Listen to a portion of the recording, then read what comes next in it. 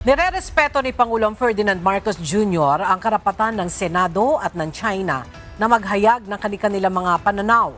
Ito ang sagot ng Malacanang nang tanungin kung ano ang reaksyon nito sa pagbatikos ng Chinese Embassy sa Senate Resolution No. 256 na kumukondena sa mga pahayag ng Embahada ng China laban sa mga opisyal ng Pilipinas na kumukwestiyon sa mga hakbang ng Beijing sa West Philippine Sea. Ayon kay Palace Press Officer Undersecretary Claire Castro, nananatili ang polisiya ng administrasyon sa relasyon sa China na firm but diplomatic. Dagdag pa ng Malacanang, nananatiling matibay ang paninindigan ni Pangulong Marcos Jr. ukol sa usapin sa West Philippine Sea. Ang Pangulo po kasi ay rumirespeto sa kalayaan ng pamamahayag.